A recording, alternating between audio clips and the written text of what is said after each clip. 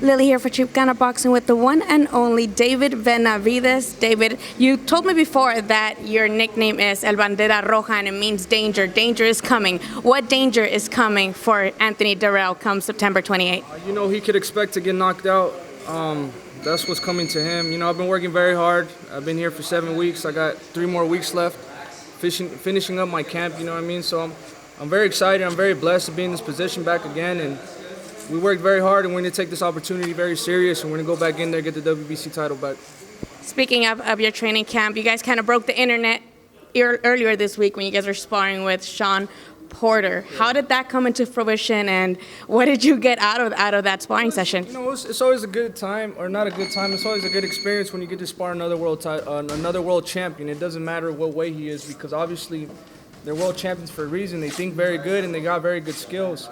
So I wasn't going in there trying to kill Shawn Porter. I know I'm way bigger than him, way more than him. So I kind of seen what his game plan was, what the best things he could do, and I just did what I did, So we both kind of walked away with something good for the sparring session. It was really good publicity, and it was a great time. Shawn Porter and his whole team, they're all gentlemen, they're all good people. So we had a good time. He's beaten guys like Usyk and Sergey Derevyanchenko in the amateurs. How did you feel his skill or power in the sparring? Usyk? No, Shawn has beat Usyk and Derevyanchenko in the amateurs. In the amateurs. So how did you feel that power, if at all? He had good power. It's not his power that he has good what is it called? He puts really good pressure. So he knows how to move around the ring. He does a lot of things very well. So that's why he's a world champion. So like I said, it was a great sparring session. It's your first time fighting at the Staples Center. You're fighting late here before at the StubHub. How do you feel, especially fighting, in front of a lot of Mexican crowds here in LA? I'm excited, now that I'm finally have a bigger name for myself. When I fought at the StubHub, people were barely figuring out who I was. I put on a great performance at the StubHub, and I'm just looking to do the same. I got a lot of fans here. A lot of Mexican people that support me. A lot of other Latinos too. And everybody else in general. They love the way I fight, because I always make a good fight no matter where it's at.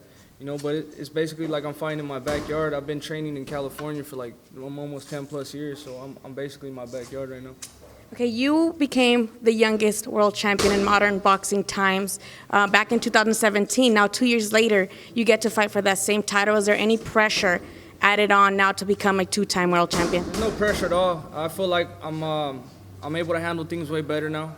It was a little bit more pressure back then. I was a little bit younger, 20 years old. Now I'm 22 years old. I have another opportunity to be the youngest 2-time world champion in super middleweight history. I think the youngest before me was 23 years old. I'm 22 years old right now, so I have another chance to make history. So we're preparing ourselves very well, and we're looking forward to September 28th. Is there anything you see in Anthony Durrell that you can maybe think will give you any problems? And of course, you would be working on that. But anything about his style, the fact that he has more fights than you, anything like that kind of put you, again, a little bit more pressure? I'm not worried about any of that. I'm training to fight the best Anthony Durrell I've ever seen. So, that's how we're preparing for Anthony Durrell. We're expecting him to be at his best. I'm definitely going to be at my best.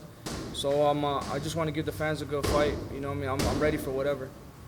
We're used to in the sport for those who get, banned for banned substances like, PEDs, to be very either deny it or to just have no comment on it. You've been pretty transparent about the reason why you got stripped of the title before. I think I asked you this before as well. What do you think of them not giving them a proper punishment for them actually having enhancement drugs as opposed to you, which was something recreational and something that everybody can make a mistake? The mistake that I made, the consequences have been faced. I really don't have a say in whatever. Whatever happened. I did. I got suspended. The belt was taken away. So we've been through it. The only thing that matters right now is we're back in contention to fight for a title again. Whatever else, whatever mistakes were made, they're not going to be made anymore. So I'm not really too worried about that.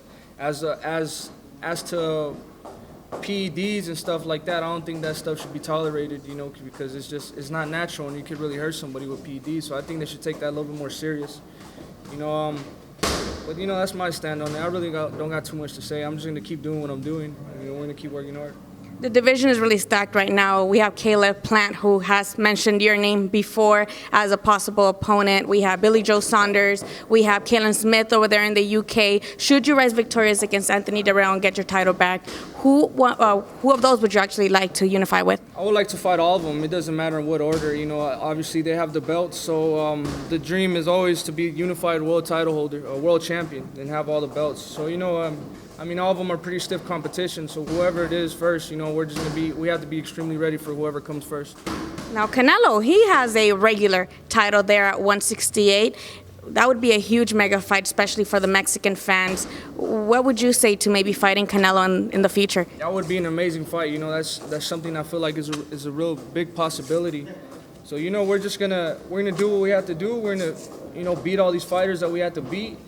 And maybe if that fight's available to be made, we'll make that fight. You know, it'll be a huge fight.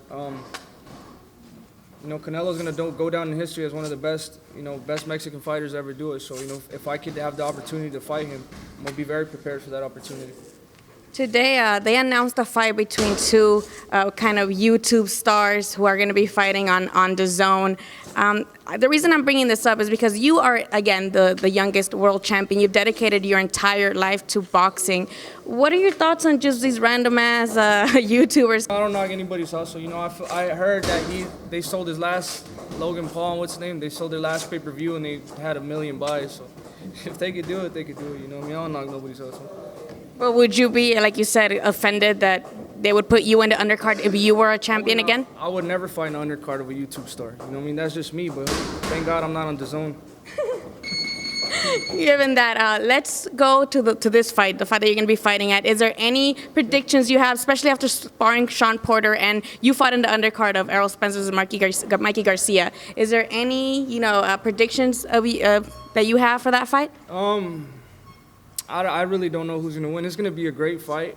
You know, I feel like Shawn Porter, he has a lot of strength, he has a lot of power, but Errol Spence has a lot of strength and power too. So it's basically going to be like who wants it the most, who's going to outsmart the other guy, and who's going to set traps to hurt the other guy.